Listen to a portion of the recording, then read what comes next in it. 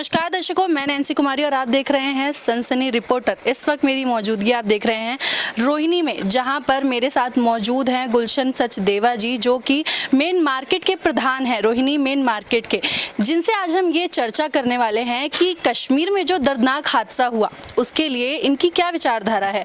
जो लोग मारे गए जिसके लिए सरकार ने एक्शन लिया और क्या जो सरकार एक्शन ले सकती थी उसके बारे में हम इनकी विचारधारा जानेंगे। नमस्कार सर। नमस्कार जी।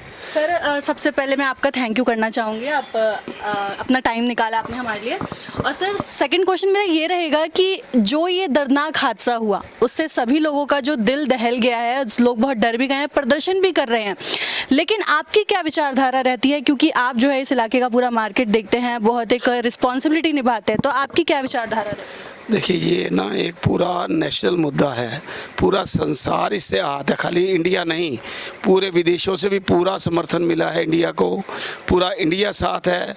और ये जो दर्दनाक हादसा हुआ है ये बहुत ही दर्दनाक है, ख़ास तौर से इंडिया के लिए, वैसे तो पूरी मानवता के लिए है, लेकिन इंडिया के लिए ख़ास तौर से, क्योंकि सभी रहने वाले इंडिया के थे और इससे इतने आहत हैं कि जिसका कोई जवाब ही नहीं है। अभी इस मुद्दे पर सरकार ने कार्रवाई नहीं की, अभी आपने कहा कार्रवाई अभी खाली प्लानिंग है, लेकिन इसको कार्रवाई करनी चाहिए। इतना बड़ा जन समर्थन, विपक्ष का समर्थन कभी आज तक किसी सरकार को नहीं मिला।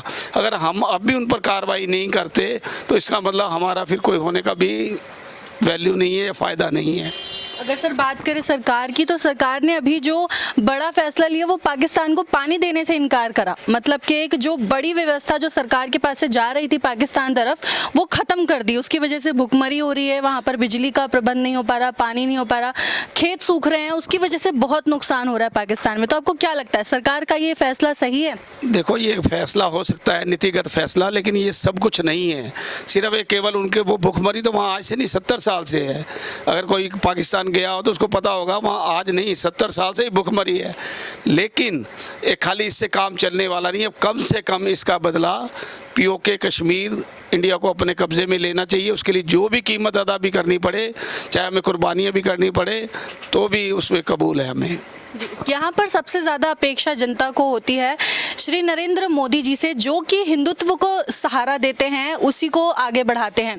तो लोगों को ये जानने में बहुत उत्सुकता है कि आपकी विचारधारा क्या रहती है, सरकार को क्या करना चाहिए इस मामले में? वही केवल और केवल एक्शन।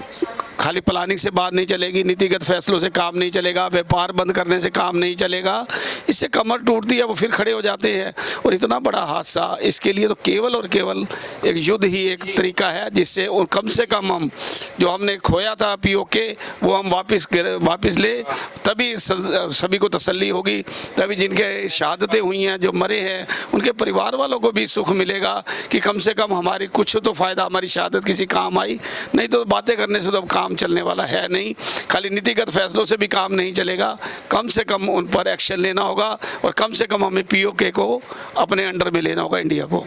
अच्छा, और जैसे कि आप कह रहे हैं युद्ध हो उसके बाद ही कुछ हो पाएगा, यानी वो सराहना में भी आ पाएंगे। तो जैसे कि इनकी विचारधारा आपने देखी बहुत अलग है लोगों से, जो आगे बढ़ा सकती है या फिर इस मामले को एक्शन की तरफ लेकर जा सकती है। इस पर अपनी विचारधारा कमेंट बॉक्स में ज़रूर बताएं और ऐसी और खबरों के लिए देखते रहिए सनसनी रिपोर्टर।